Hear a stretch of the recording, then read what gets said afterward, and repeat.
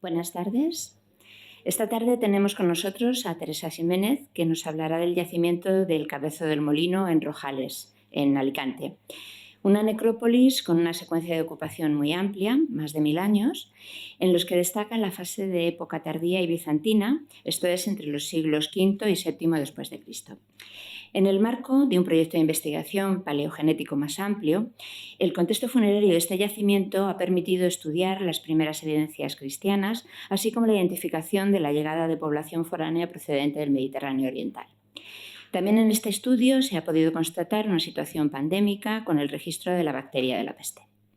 Para hablarnos de todo ello, agradecemos la presencia de Teresa Ximénez Embut Sánchez y se la voy a presentar muy brevemente. Teresa es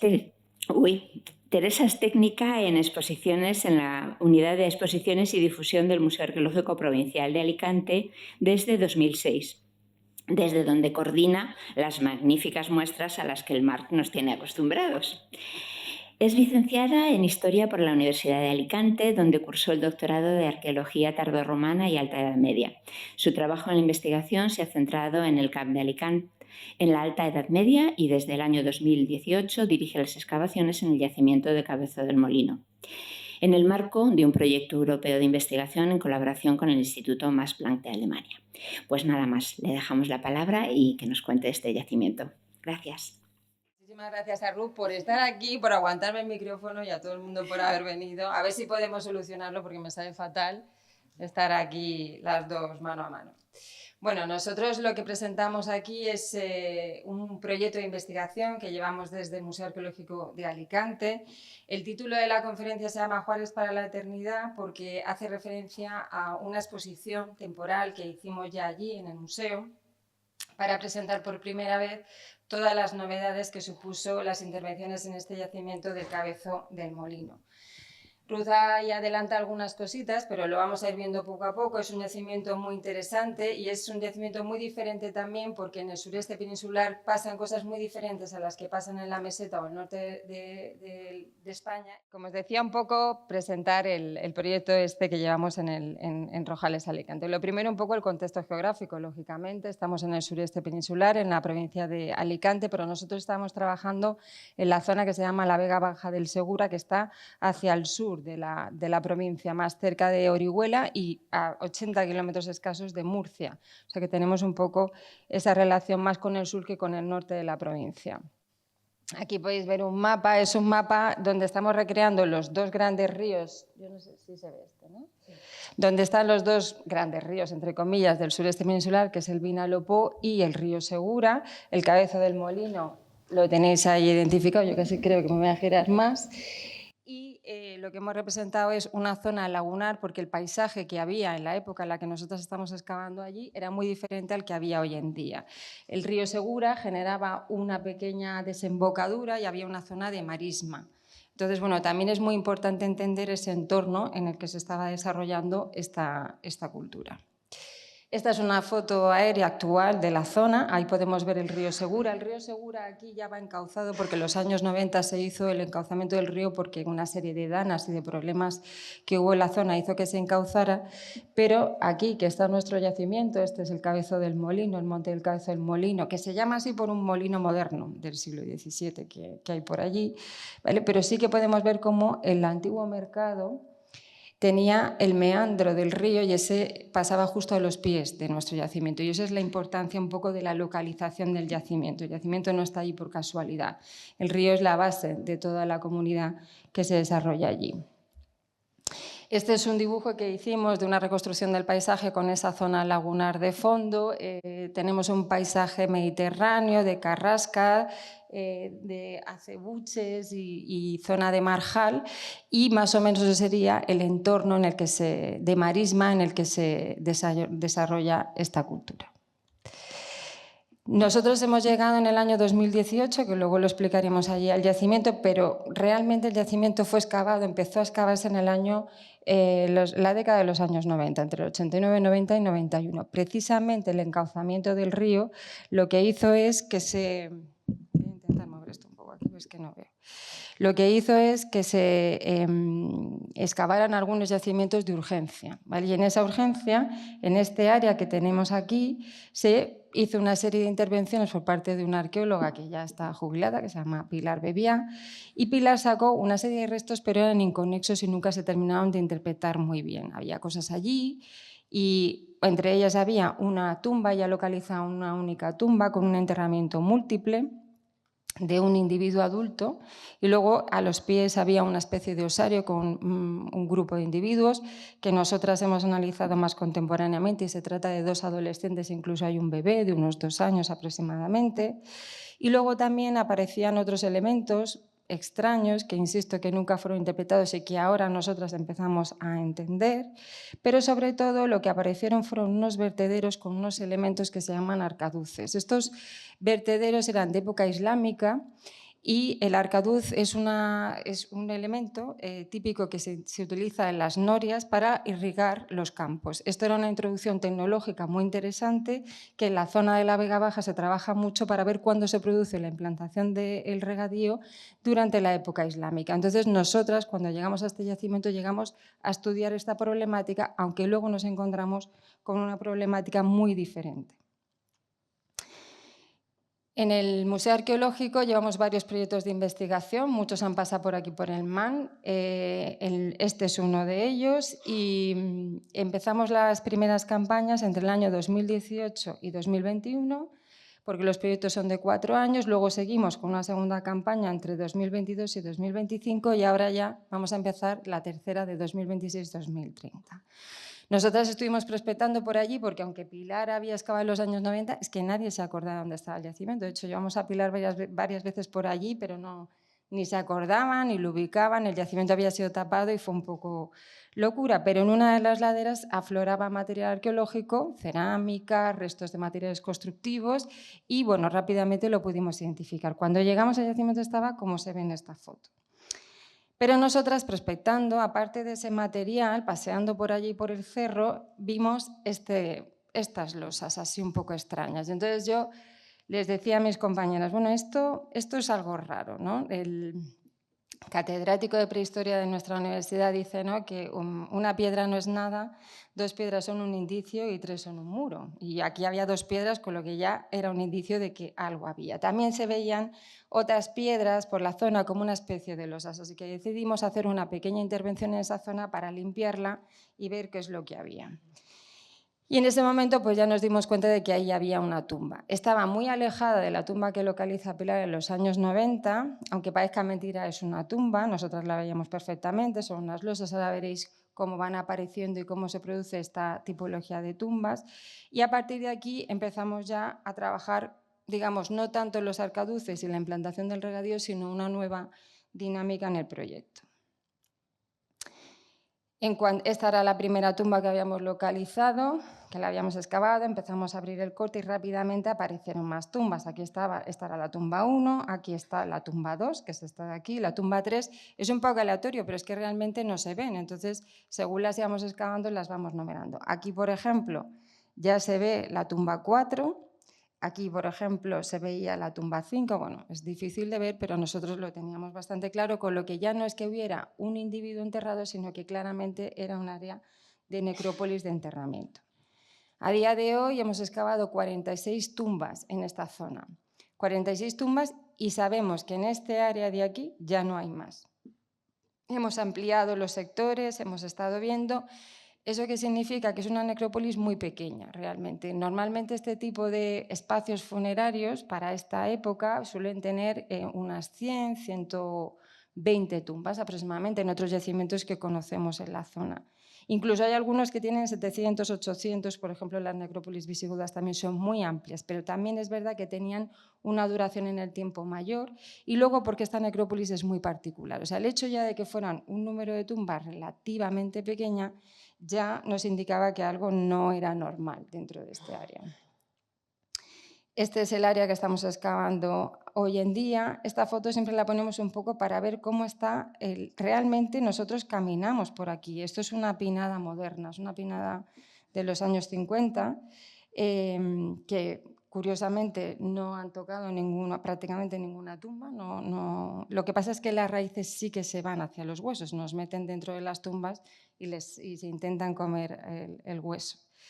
Pero lo que sí que tenemos claro es que prácticamente la necrópolis estaba en superficie, porque nosotros no bajamos ni 20 centímetros el sedimento y encontramos ya las primeras evidencias de esta necrópolis. Y es muy extraño que estando tan en superficie nunca nadie la hubiera localizado, habiendo además un yacimiento arqueológico muy cerca, digamos, muy en el entorno.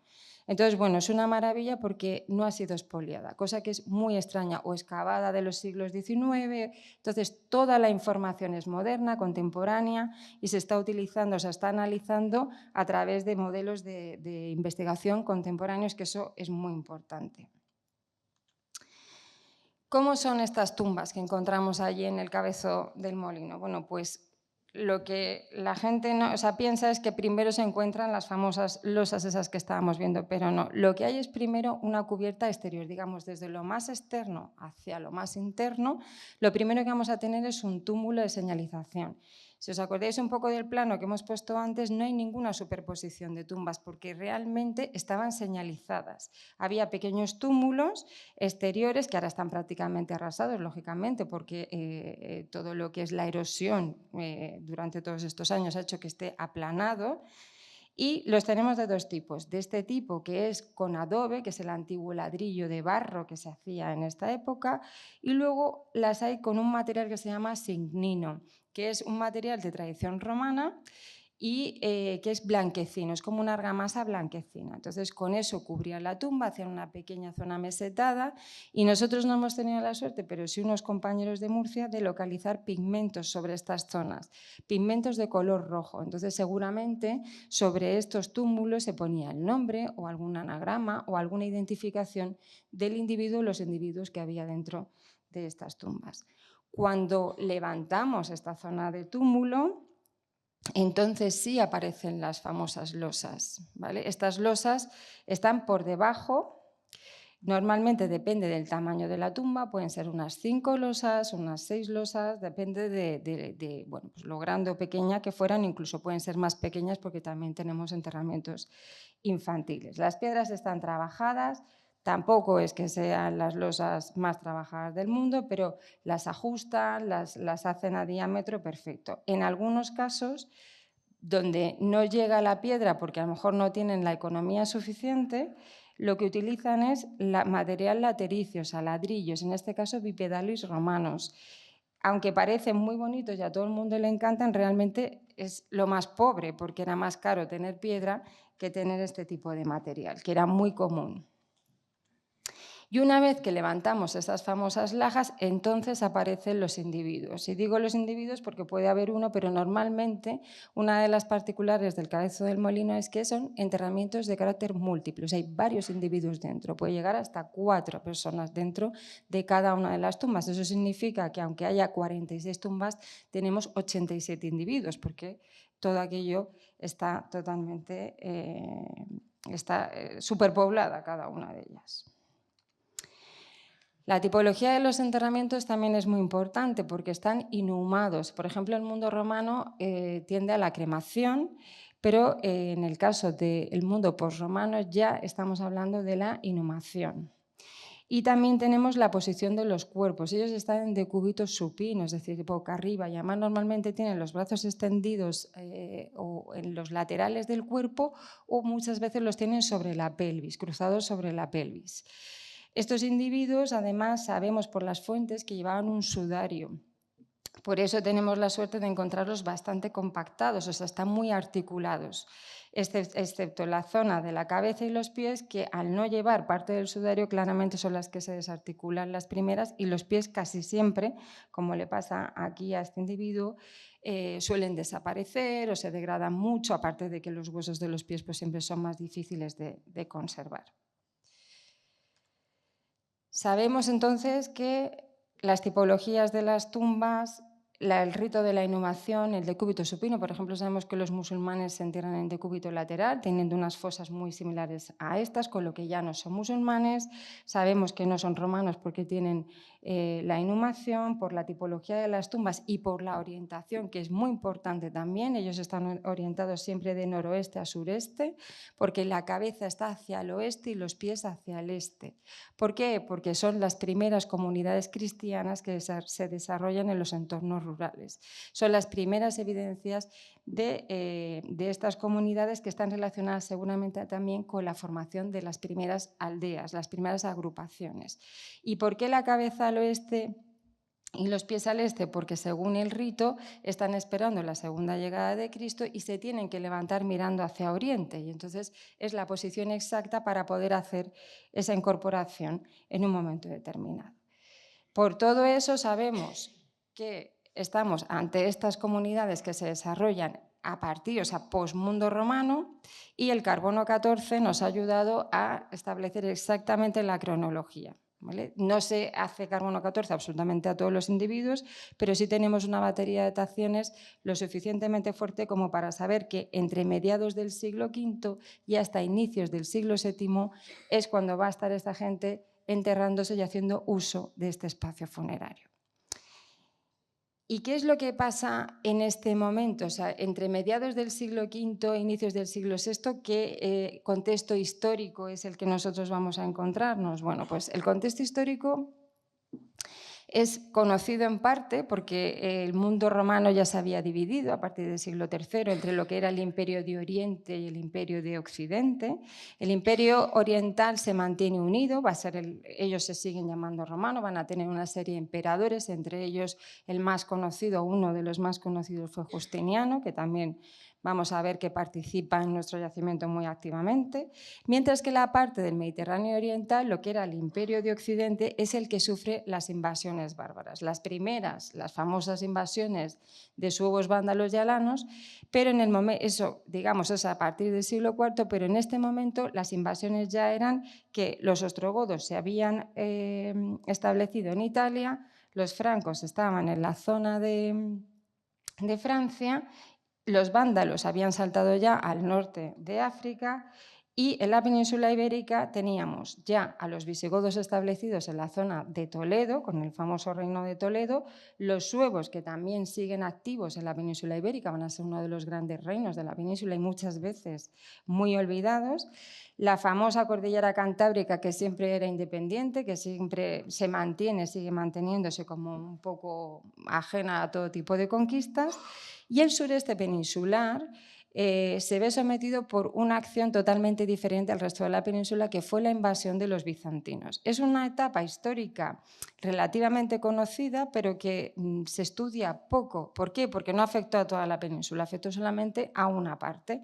Y nosotros, en la provincia de Alicante, estamos en plena ocupación, en pleno espacio de ocupación bizantina. Justiniano decide hacer lo que llaman la Renovatio Imperii, volver a controlar todo el imperio. Quería que Oriente y Occidente volvieran a unirse para volver a hacer ese imperio romano potente que había habido durante siglos. Entonces va conquistando distintas zonas y llega hasta la península. No se sabe muy bien porque tenemos muy pocas fuentes de la parte bizantina que nos hablen de su ocupación aquí.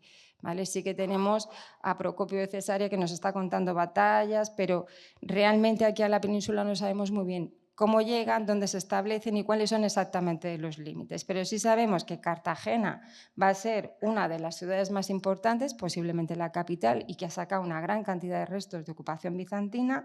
La otra va a ser Málaga. Y luego nosotros, que estaríamos por aquí, pues estamos en pleno área de ocupación bizantina. ¿Qué es lo que traen los bizantinos? Aparte de una ocupación militar y una lucha con los visigodos, ellos tienen unas luchas bastante importantes con los visigodos, pues una de las cosas más interesantes y más importantes es el cristianismo que ellos traen de la zona oriental. ¿Vale? Es un cristianismo relativamente diferente al que luego van a desarrollar los visigodos. ¿Vale? Entonces, es un momento en el que se están estableciendo estas comunidades y, por ejemplo, en el Cabezo del Molino, de una manera muy tosca, porque estamos en un ambiente rural, nosotros no somos una de las grandes ciudades bizantinas, ni muchísimo menos, pues ellos ya, por ejemplo, representan el anagrama de Cristo que viene con la representación en griego, ¿vale? Toscamente aquí, un poquito más mono en esta losa de cubrición de aquí. La letra era la Quirró, la famosa Quirró, que nosotros hay un grupo aquí importante de gente que sabe que son Ximénez, pero que somos Jiménez, porque somos precisamente esta letra del Quirró, ¿vale? Y que es las dos primeras letras de la palabra de Cristo en griego. Y junto con ellas llega el establecimiento de las pequeñas basílicas. Las basílicas en este momento y en el mundo rural, por supuesto, no son la basílica como la podemos entender hoy en día, sino más cerca de lo que sería una ermita. Es un pequeño elemento religioso que está vinculado a este espacio funerario. Y aquí es donde se hacen los primeros bautismos, que en este momento además son en edad adulta y no en edad infantil. Y seguramente alguno de los restos que Pilar había encontrado en los años 90 está relacionado con el baptisterio de esta basílica que tenemos allí. Nosotros ahora estamos trabajando en documentar esta basílica. Esta que hay aquí, por supuesto, no es la nuestra, es la del Tormo de Minateda, que es muchísimo más bonita. Pero bueno, algo parecido seguramente nos va a salir y precisamente las excavaciones del nuevo proyecto de estos 4 años va destinado un poco a entender cómo era el edificio que había allí en el Cabezo. Al tener una necrópolis, un espacio funerario en que yo soy arqueóloga, necesitamos un equipo multidisciplinar. Nosotras solas allí no podemos trabajar. Entonces tenemos a otros equipos que trabajan con nosotros. La mayoría son biólogos y químicos. Está mi prima María, que además participa también. Los equipos de antropología física, que son los que nos van a estudiar los restos humanos en campo, además, están dirigidos por la doctora Susana Gómez González. Ella es profesora de la Universidad de León y de la Universidad de Isabel I. Y ellos son los que hacen un primer estudio a los restos humanos que tenemos allí, ¿vale? Ellas nos van a caracterizar sobre todo temas como la edad y el sexo, aunque a veces es complicado. El tema de la edad, eso ya sería una masterclass de Susana, pero el tema de la edad se establece principalmente por el tema del desarrollo dentario, porque hay una graduación en el desarrollo dentario y podemos ver más o menos qué edad puede tener un individuo. Y el tema del sexo sobre todo se identifica por la cadera. El problema es que cuando son muy pequeños esos individuos, ya veréis que en el Cabezo hay muchos niños pequeños, no se puede identificar bien el sexo porque no tienen un desarrollo físico lo suficiente como para diferenciar entre niños y niñas. Entonces, ahí se nos queda un poquito cojo. Susana también nos estudia las paleopatologías, o sea, las enfermedades que se han quedado marcadas en el hueso, que sufrió esta gente. Pueden ser desde caídas, que tiene regeneración de hueso, podemos tener una otitis, como por ejemplo un individuo que tiene una otitis aguda en el oído derecho y que le perforó el hueso, lo que le debió doler bastante. Luego muchas artritis, enfermedades de este tipo. Y luego una de las cosas que me gustan más a mí, que son los marcadores musculoesqueléticos, porque nuestra actividad física diaria deja marcas en los huesos y eso nos permite a nosotras interpretar qué actividades pudieron desarrollar estas personas cuando estaban vivas. Además de los equipos de antropología física, tuvimos la gran suerte de poder trabajar con los genetistas del Instituto Max Planck de Alemania. Ellos son pioneros absolutos en todo este tema. Como comentaba antes Ruth, nosotros conseguimos entrar en el proyecto Histogenes y nos han hecho unos estudios maravillosos y la verdad es que estamos encantados de poder trabajar con ellos. ¿Qué es lo que los genetistas nos ponen encima de la mesa? El sexo biológico. Aquí sí que no hay fallo. El niño es niño, el niña es niña. Entonces, en ese sentido, corroboran o nos reafirman un poco lo que Susana podía ver. También nos hablan de parentesco. Al estar en una zona de enterramientos, en un área funeraria, y encima tener enterramientos múltiples dentro de las fosas, lo primero que queríamos saber era que eran los 4 personas que había ahí, qué relación tenían entre ellos, o si no la tenían. ¿Por qué? Porque eso además nos va a permitir ver relaciones sociales que tuvo esta gente en vida. Luego nos van a presentar las ancestrías. Esto lo veremos también luego con un poquito más de detalle. Las ancestrías en realidad es como el origen genético del grupo. Puede haber ancestrías germánicas, ancestrías ibéricas, ancestrías de la zona del Mediterráneo oriental, y eso nos permite ver si las poblaciones eran todas de aquí o venían de fuera. Teniendo en cuenta que nosotros estábamos en plena ocupación bizantina, era obvio que podía haber gente que no fuera de allí, de nuestra comunidad. Y luego también el Max Planck era capaz de evidenciar enfermedades de tipo vírico bacteriológico porque habían dejado rasgo dentro de su ADN, del ADN de los individuos. Todo esto hay que tener en cuenta que sí y no, porque muchas veces los individuos los hemos mandado a analizar, pero no han dado positivo, pues porque no conservan suficiente colágeno, porque, en fin, que luego hay una serie de características que son difíciles, estamos en suelos ácidos, es complicado, pero con eso y con todo se saca bastante información. Y el otro gran equipo que está formando parte también del proyecto son, digamos, es el SIDE, el de la Universidad Autónoma de Madrid. Con ellos, sobre todo, hacemos estudios de isótopos. ¿Por qué? Porque nos valen para analizar las dietas, sobre todo estamos con los isótopos del nitrógeno 15, carbono 13, para ver la dieta, lo que comía esta gente, y también se hace con el isótopo de estroncio un estudio para poder valorar la movilidad. El estroncio es algo que se te queda en el cuerpo en la niñez y si naces en un sitio tienes un estroncio muy característico de esa zona y si terminas muriendo en la otra punta del mundo, eso nosotras lo vamos a detectar. Entonces, toda esta información, todo este conjunto de cosas, más todas las evidencias arqueológicas, nos han permitido visibilizar y caracterizar a esa gente que estaba enterrada en el Cabezo del Molino. Lo primero que os quería traer era una estadística para que vierais un poco el primer impacto que se tiene que visibilizar en el Cabezo. Lo hemos puesto por edades, son las edades tal y como las menciona San Isidro de Sevilla, aunque la adolescencia y la juventud las tiene un poco confusas, porque claro, entre los 15 y 28 adolescentes y 25, y los 29 y 50 juventud, hoy en día puede ser, pero vamos, no sé si en su momento el hombre lo planteó así. La cuestión es que de los 0 a 7 años tenemos un 23%, de 7 a 14 un 32%, hasta los 28 un 24%, y luego ya gente adulta, de alguna manera, había muy poca, un 14 y un 7. Eso significa que un 55% de la gente que estaba ahí enterrada no superó los 14 años.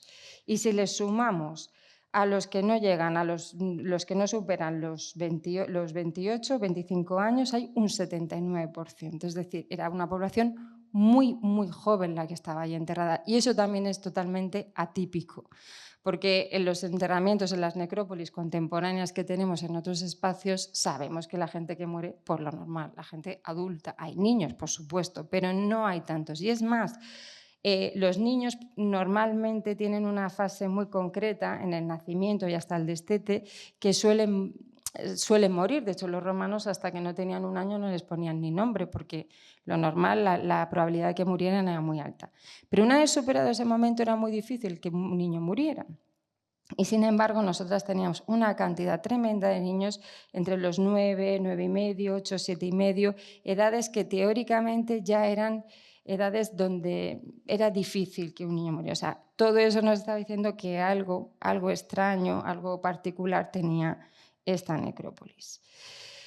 Otra de las cosas que estudiamos con esta gente eran los rasgos epigenéticos, que estos los estudia Susana, creo que me los he saltado antes, y son muy interesantes porque también nos caracterizan un poco a estas poblaciones.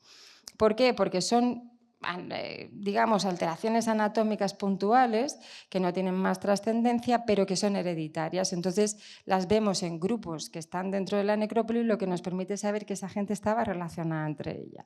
Nosotros tenemos varios rasgos epigenéticos, pero hay dos que son especialmente llamativos y bonitos. Uno es el moño occipital, que es un huevito que tienes en la parte trasera. Bueno, no, yo no lo tengo, pero hay mucha gente que sí lo tiene. Y el otro son los tubérculos mentonianos, que este individuo aquí se le ven un poquito mejor y que esto se transforma en este pedazo de hoyuelo tan bonito como el de Kirk Douglas, que no sabemos si era exactamente así, pero este era el aspecto general que tendrían. Eso es el bonito, porque los del moño occipital, este es Víctor Valdés, el portero que tuvo el Barça, que a mí me encantaba porque es que tiene un moño occipital impresionante. Pero es que se ve, es que ese es el rasgo que tenían. Hombre, estos llevarían el pelo un poco más largo, y entonces los hay bonitos y los hay pues más particulares. Parece ser que el moño occipital sobre todo es un rasgo que viene para fortalecer los músculos del cuello y está muy relacionado con poblaciones, igual que el tubérculo mentoniano, con poblaciones mediterráneo orientales, pero bueno, eso siempre es un poco genérico. Con toda esa información, nosotras ahora ya sabemos que las mujeres que están enterradas y las niñas que estaban enterradas en nuestro yacimiento tenían una estatura media de 1,50 a 1,55, tenían una complexión grácil, son bastante como muy delgaditas, muy gráciles y tenían pocas patologías. Esto también hay que tomarlo un poco entre comillas porque el tema de las patologías, al haber tanta niña pequeña, pues claro, no llegaron a tener enfermedades que pudieran desarrollar patologías, pero bueno, algunas patologías sí que tienen. Pero a mí me gustan sobre todo los marcadores musculoesqueléticos, como os decía antes, porque nos permiten ver qué posibles actividades tenían ellas. Entonces, ellas sobre todo tienen estos marcadores en las extremidades inferiores.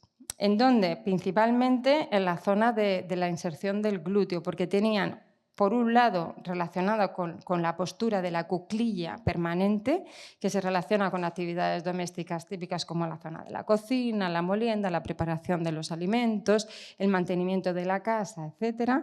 Y las más jovencitas, las que son más pequeñas, las que tienen 8, 9, 10 años, ellas tienen unos marcadores relacionados con las largas caminatas y seguramente con la recogida de leña, la llevada de ganado o la recogida de agua. Yo hoy en día en el gimnasio me hace mucha gracia porque ves a las chicas jovencitas que para hacer glúteo lo que hacen es ponerse pesas en la zona de los hombros, hacen una cuclilla y se levantan. Bueno, pues mis chicas lo hacían todos los días sin ningún problema de gimnasio. También han aparecido con un importante desgaste dental, pero ese desgaste dental que viene en el incisivo está relacionado con una alteración del músculo braquial, que os lo he puesto ahí. ¿Por qué? Porque están tensando y están utilizando la boca para tensar. ¿Qué tipo de actividad es esa? Normalmente está relacionada con el tejido, pero pensamos que es más bien con el tejido del esparto. Justiniano o los bizantinos que llegan aquí llaman a esta zona Cartago espartaria y no es por casualidad, es porque toda la zona tiene una gran cantidad de esparto. El esparto ha sido un elemento muy tradicional, de hecho en Cartagena siguen utilizándolo en todas partes y seguramente ellas tengan este tipo de cestería. Y otra de las cosas que nos gusta mucho es cómo vemos que, como tenemos tantas niñas pequeñas, a las chicas jovencitas las llevaban con el ganado y tenían estas actividades de salida del ámbito doméstico, pero las niñas pequeñas, hay una nena de 2 años que tiene la misma, digamos, el mismo marcador muscular que su madre, porque está en una cuclilla permanente al lado de su madre. Eso significa que ellas estaban desde muy pequeñas vinculadas a los espacios de las madres, mientras que veremos que los niños desarrollan los marcadores musculares de los individuos varones, con lo que se segregaba muy rápidamente a la población. ¿Y cómo son ellos? Pues ellos son muy curiosos porque tenemos 2 tipos de ellos, ¿vale? Teníamos un tipo de ello que medía entre 1,70 y 1,80, eran unos tiarrones tremendos, además eran de una complexión muy fuerte, muy robustos, tenían muchísimas patologías, pero esas patologías estaban relacionadas no tanto con golpes o con roturas, sino con una actividad física muy continua, muy repetitiva y de mucha carga. Ellos tienen sobre todo en los brazos la locomoción. Nosotras allí tenemos mucho respeto a todos los individuos, pero para acordarnos rápidamente de la tumba 1, individuo 5, tumba tal, tumba cual, muchas veces se les ponen nombres a los individuos para acordarnos con más rapidez. Y en ese sentido llama la atención porque todos estos individuos tienen nombres como de superhéroes. ¿Por qué? Porque es que impresionaba verlos, eran tan grandes, tenían unos húmeros totalmente retorcidos digamos, de la inserción muscular que tenían, especialmente en la zona del bíceps. Entonces sabemos que están haciendo cargas constantemente. No sabemos con qué se podría relacionar estas cargas, pero el hecho de que estemos en un entorno fluvial, creemos que podríamos estar en una zona de un pequeño puerto fluvial. Ellos podrían ser gente que están en esa actividad, pero eso es más difícil de demostrar. Ellos además también tenían desgaste dental, pero a diferencia de ellas lo tienen en el canino y además como eran un poco burros, algunos los tienen como hasta picados de golpes porque debían de sujetar cuerdas o elementos con la boca, con el incisivo, tiraban de él. Y, digamos, de manera paralela a ellos aparecía otro grupo que al principio incluso lo llegábamos a confundir con mujeres porque eran mucho más bajitos, medían unos 55, unos 65, tenían una complexión grácil, tenían un desgaste de incisivos, que también nos pasaba con las chicas, pero rápidamente, bueno, aparte de por otros componentes, por la cadera, etcétera, aparecían con patologías totalmente diferentes. Y ellos sí que tenían patologías relacionadas con regeneración de huesos. La mayoría se habían caído, había un señor que se había destrozado un brazo, una pierna, bueno, una cosa tremenda. Y ellos tienen los marcadores musculoesqueléticos, sobre todo la patología la presentan en la clavícula, ¿vale? O sea, el marcador muscular aparece en la clavícula. ¿Por qué? Porque hacían una rotación de hombro con un movimiento rápido de adelante y atrás, adelante y atrás. ¿Qué pasa? Que ya sospechábamos quiénes podían ser, pero este chico, que le llamaron Marc Márquez, no le llamaron Marc Márquez por casualidad, le llamaron así porque se le había roto la clavícula y la tenía regenerada. ¿Por qué? Porque o era motero o era un jinete. Y evidentemente este chico nos dio la pista de que era un jinete. Estos chicos eran jinetes. Y ¿qué hacían o quiénes eran estos jinetes? Y aquí es cuando las ancestrías vinieron a darnos la solución de quién era esta gente diferente, ¿vale? Os comentaba, las ancestrías nos las han pasado, o sea, las han trabajado los genetistas del Max Planck, y ellos nos dicen que tenemos un grupo de población mayoritariamente de carácter local. Esta gente de población local es una mezcla genética de lo que sería un íbero de toda la vida, de la península ibérica, con un toque de población norteafricana y un toque de población mediterráneo oriental. Eso pasa en el sureste peninsular. Si vienes a la zona de la meseta, cambia totalmente el paradigma porque el toque más que mediterráneo oriental es germánico, por ejemplo.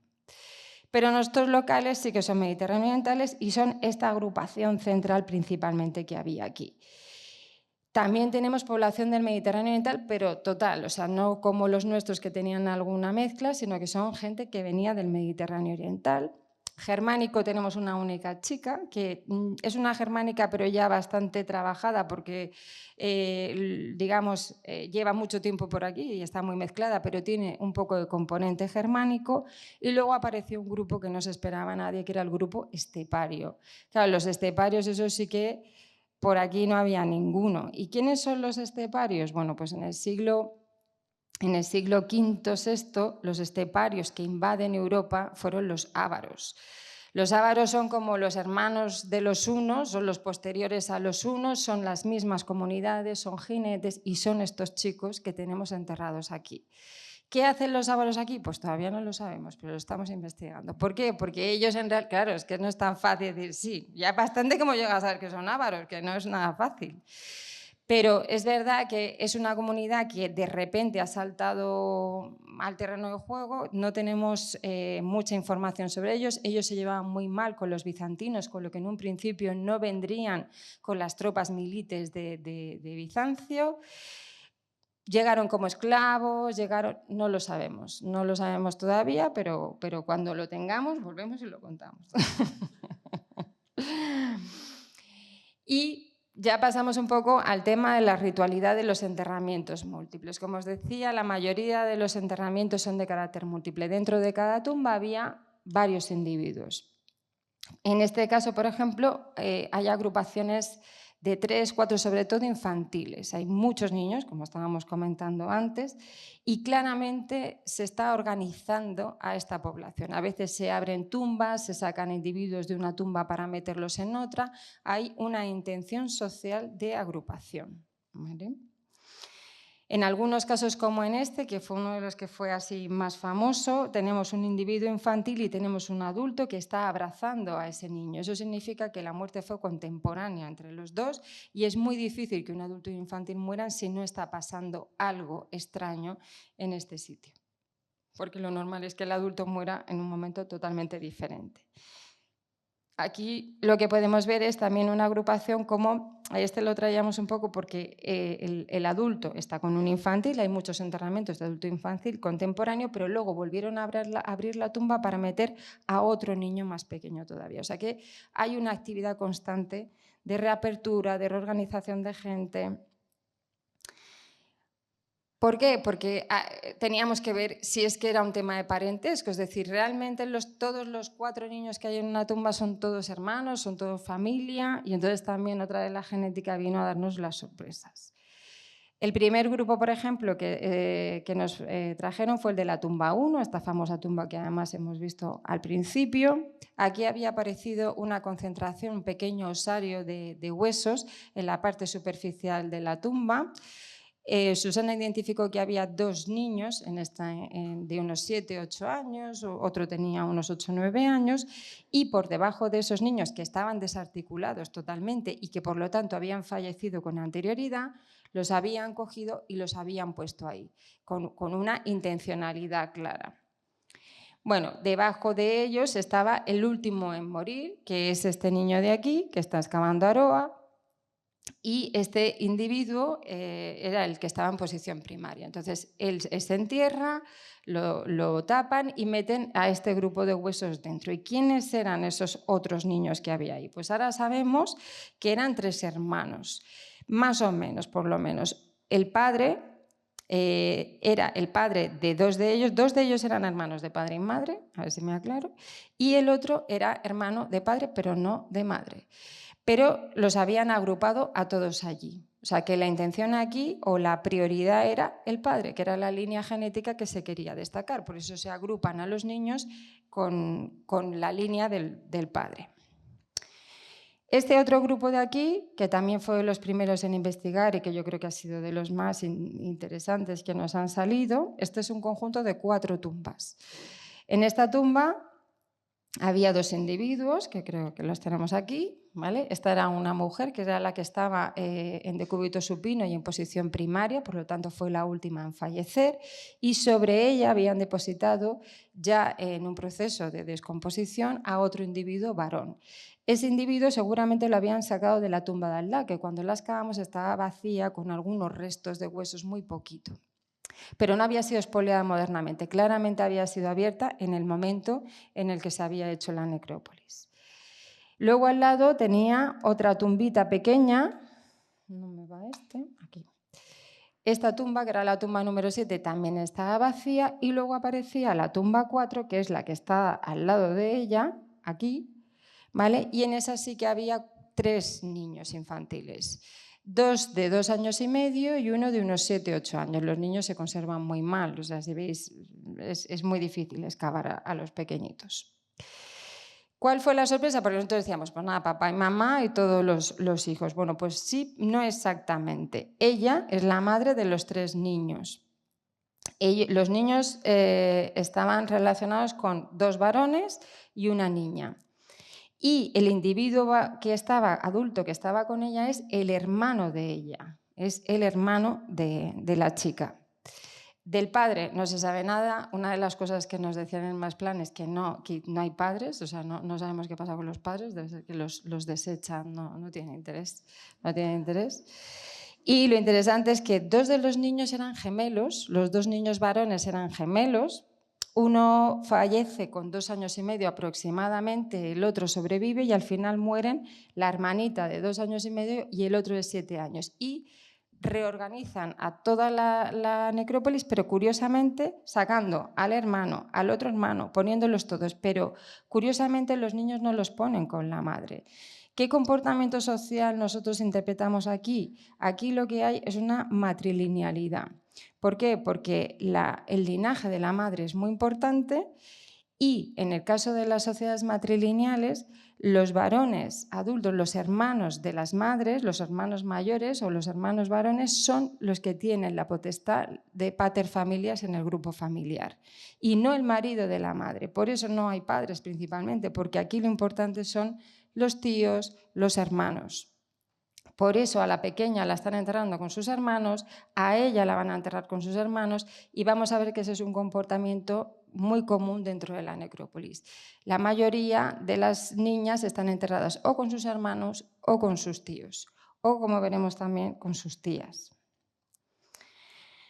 Este caso, por ejemplo, también fue muy particular. Aquí tenemos también 2 tumbas, la tumba 11 y la tumba 12. En la tumba 12, que es la del adulto, había un individuo era un varón, de los pocos así que se identificaban muy bien, pero este señor, aunque ahora estaba solo, porque esto en realidad es que el cráneo estaba dividido, no es que haya dos, tenía 2 fémures pequeñitos que se habían quedado allí. Esos fémures pertenecían a algún niño que en un momento determinado estuvo enterrado con él, pero que por supuesto lo sacaron y los llevaron a otra tumba, que es la tumba que tienen al lado. ¿Y qué relación familiar encontramos aquí? Pues curiosamente este sí que es el padre, este sí que era un varón adulto que es padre de una chica que estaba enterrada aquí. Pero esta chica tenía una hermana y esa hermana tuvo 2 hijos. Una niña que está enterrada con ella, o sea que tenemos una relación de tía y sobrina, que eso va a ser súper común. Y luego tenemos a un hermano que también estaba en la necrópolis, pero no está con ellas. Sin embargo, en esta tumba aparecen la tía, la sobrina y un niño varón. Pero este niño no tiene relación genética con ellas. Es un niño, además, del Mediterráneo oriental. Es un niño de fuera, es un foráneo. Y lo meten con ellas. ¿Por qué? Pues tampoco tenemos muy claro por qué. Pero lo que sí sabemos es que el hermano, sobrino y nieto también estaba allí, pero está en la otra punta de la necrópolis.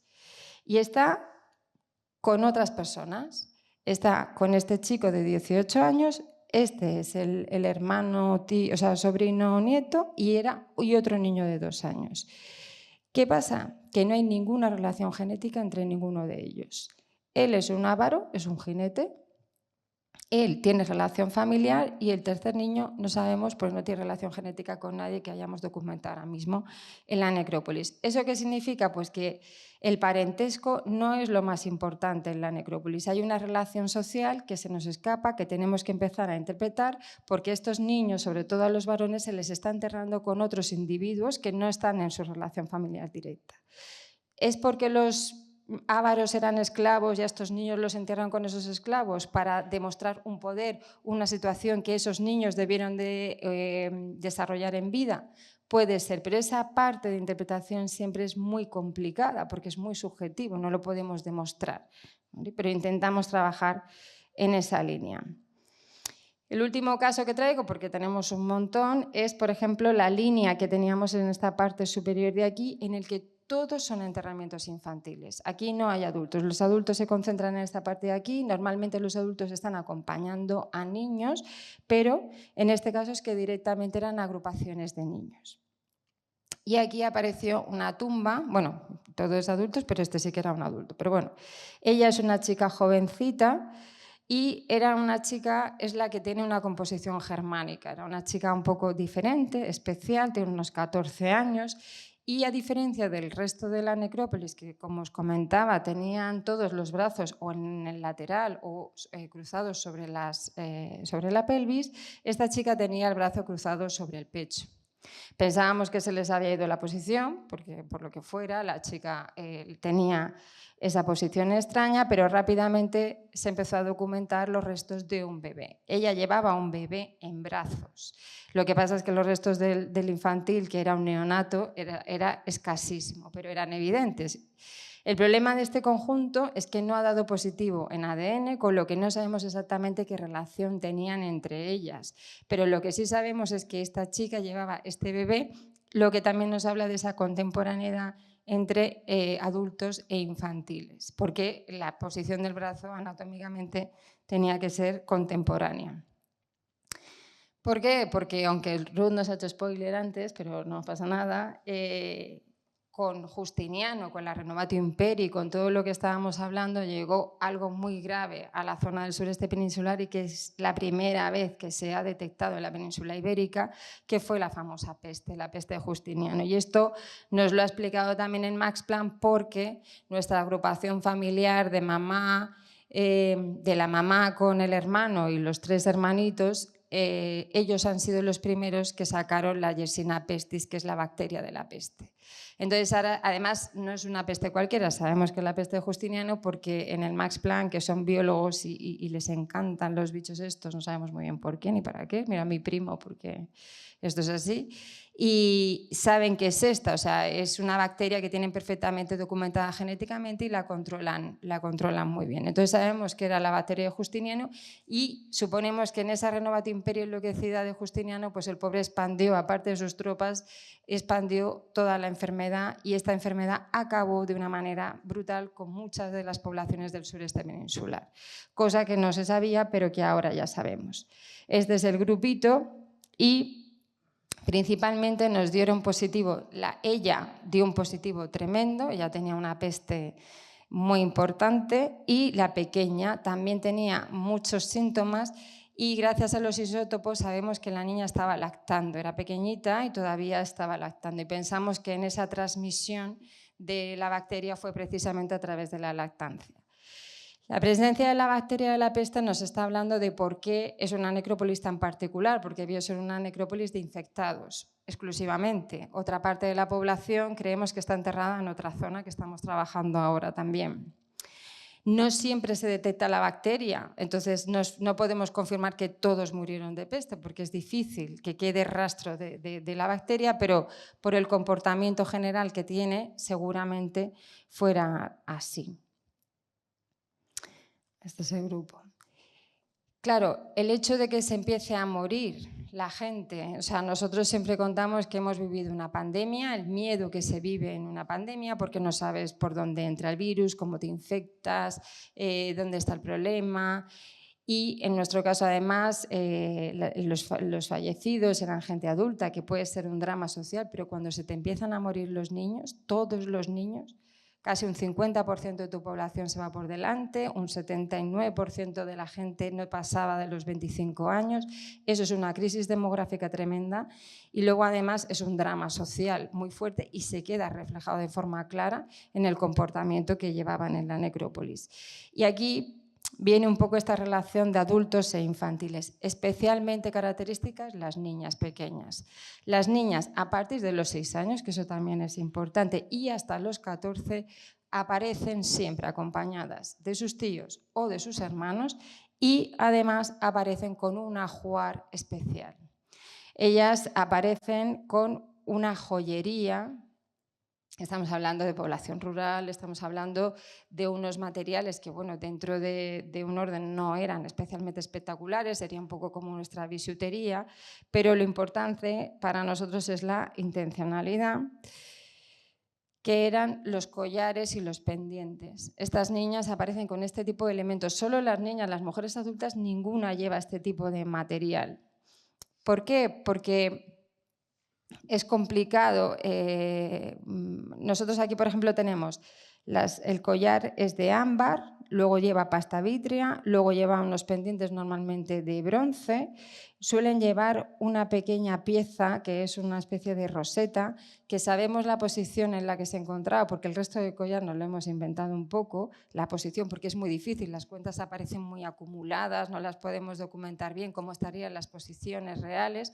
Sí que sabemos que no pasaban del esternón porque todas las cuentas se encuentran concentradas en determinadas zonas. Sí sabemos, por ejemplo, que esta niña tenía el medallón en esta zona y en el caso de estas, como se les desarticula la mandíbula a las pobres, bueno, pues se les queda incrustada esta roseta con lo que sabemos la posición de este tipo de piezas.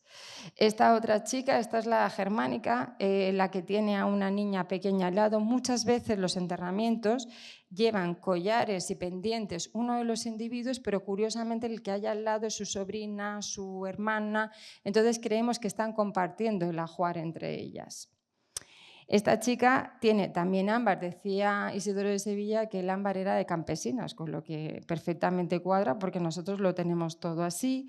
El resto son piezas de pasta vítrea, que es una especie de cristal, imitando evidentemente a las piedras semipreciosas sin llegar a serlo, pero ella sí que tiene una cornalina. Una cornalina que es una piedra que viene de la zona de la India y que nos entra a nosotros, es muy común en el sureste porque nos entra a través del Mediterráneo oriental. Llevaba sus pendientes también en bronce.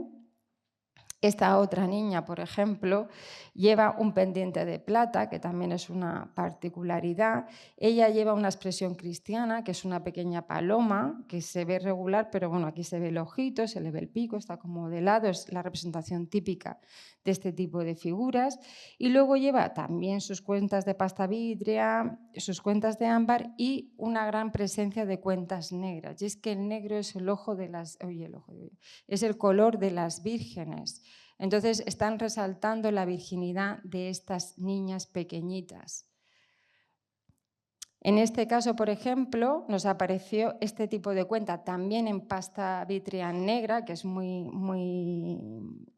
difícil de conseguir, pero además tenía este ojo protector. ¿Por qué? Porque la gente estaba asustada. A las niñas las estaban vistiendo de una manera muy particular en el enterramiento, pero también las intentaban proteger porque había una enfermedad que se las estaba llevando por delante, que evidentemente no les funcionó. ¿Por qué? Porque nosotros lo que hemos interpretado, y con esto ya acabo, que estas niñas están siendo vestidas de novias, y están siendo vestidas de novia porque las quieren casar en el más allá. El hecho de que una mujer alcance el estatus social de casada es muy importante para estas comunidades. La muerte temprana y repentina de estas niñas supuso un impacto muy fuerte y por eso meten estos ajuares, por eso las visten de esta manera y las ponen con aquellas personas, hermanos, tíos, que son capaces de darle esa bendición para casarse en el más allá. Y con esto ya está. Muchas gracias.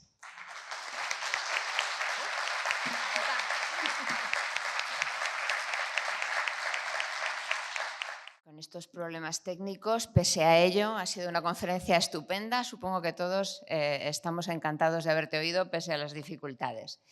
Bueno, pues ahora vamos a ver si solucionamos. ¿Tenemos otro micrófono?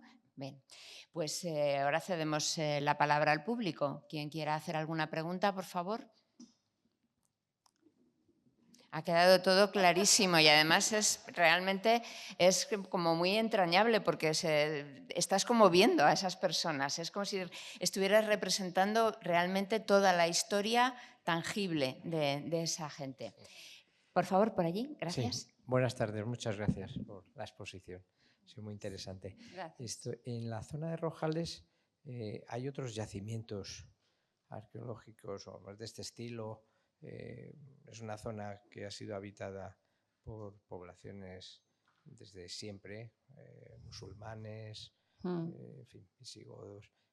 No sé si hay alguna enterramientos también en lugares próximos o es esto una cosa excepcional. Pues por ahora es excepcional. Es verdad que Rojales tiene varios yacimientos arqueológicos porque como está en ese entorno, es justo como la primera entrada del río, ¿vale? Entonces tiene yacimientos desde el Neolítico. Es verdad que sobre todo lo más interesante es la fase islámica porque es cuando se produce el regadío, que es lo que os comentaba, que nosotros llegamos un poco con esa problemática al principio, pero la sorpresa ha sido esta y ahora mismo también tenemos el espacio funerario, pero no sabemos dónde viven. Estamos intentando prospectar para encontrar el asentamiento, pero sabemos que han fallecido allí, han puesto una basílica, tienen una zona portuaria, pero no sé dónde viven. También es verdad que es una zona muy urbanizada de forma contemporánea. No ha habido mucho control arqueológico, de seguimiento arqueológico, y no sabemos si se ha podido destruir más o menos. Pero en necrópolis como esta, solamente ahora mismo está la del Cabezo del Molino, pero en toda la provincia de Alicante. Alicante tiene otras necrópolis contemporáneas o parecidas, pero con las características que han aparecido aquí, solamente estamos nosotros por ahora. Muy bien, muchas gracias. Nada.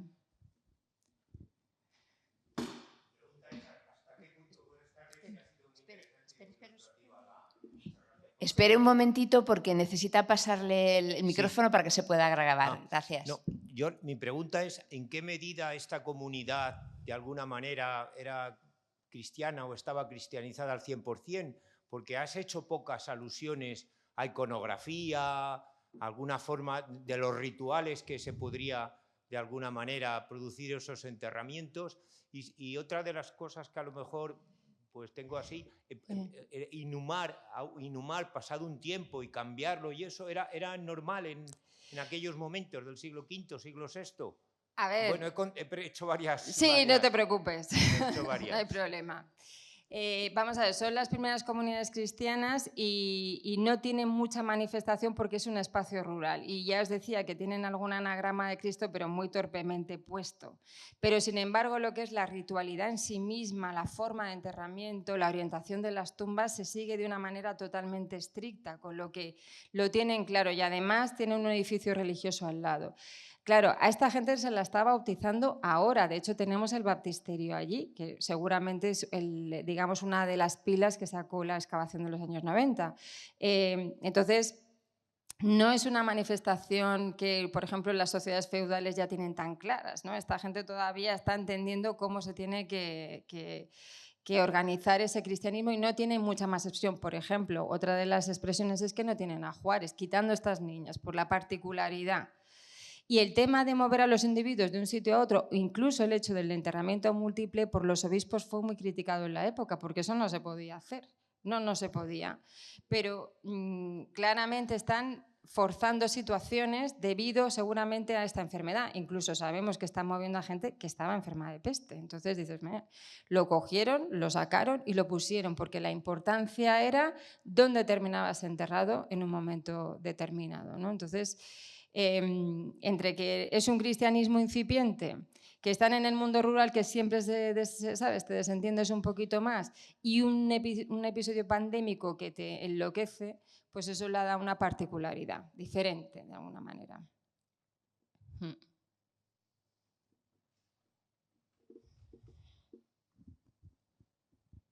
Enhorabuena por la presentación, que ha sido espectacular, muy bonita. Muchas gracias. Cerca de Rojales, Sí. por el Segura, sí que hay una necrópolis íbera, que es la de Cabezo de Lucero, Sí. que es donde se encontró la dama de Guardamar, ¿no? Sí. Pero esa está muy abandonada, es una pena. Sí, Te quería pedir que por qué no te metes en ella. Porque son íberos. De todas maneras, mira, te tengo que decir que nosotros aquí hemos traído solamente la fase, lógicamente, la necrópolis bizantina, pero también tenemos íberos, porque los íberos están por todos lados. Entonces tenemos un horno para la copelación de la plata. Estaban fabricando moneda de plata por la Segunda Guerra Púnica. Y entonces, bueno, tenemos un horno allí que nos pusimos de plomo hasta arriba todas, que yo pensé que entre la peste, el plomo y la sarna que pasamos en yacimiento, bueno, vamos a salir de aquí. Y Cabezo de Lucero está muy cerca. Lo que pasa es que Cabezo de Lucero se excavó en los años 70, 80. Entonces, nosotros lo visitamos mucho porque, bueno, allí se le tiene mucho cariño también, pero es muy difícil de recuperar. Es un yacimiento que se quedó allí, no se ha restaurado, no se ha hecho nada. Y bueno, es una pena. Pero bueno, ahora están trabajando la Universidad de Alicante en el Cabecico del Estaño, que están allí también trabajando, y ese sí que lo han restaurado y está muy bonito. Pero es verdad que Cabezo de Lucero está un poco abandonado. También tengo que decirte que todo el material está en el Museo Arqueológico de Alicante, cosa que a nosotros nos viene muy bien también. Entonces tampoco removemos mucho el tema de Cabezo de Lucero.